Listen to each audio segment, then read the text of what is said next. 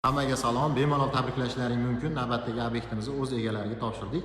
Videoni oxirigacha ko'rsalaring, batafsil obzor qilib ko'rsatib beraman. Kirishimiz bilan bizni shunaqa katta vitraj kutib oladi. Koridorning o'ng tomoniga ham, chap tomoniga ham shunaqa premium klassdagi neoklassik uslubda oynali eshiklarimizni qo'yib berganmiz.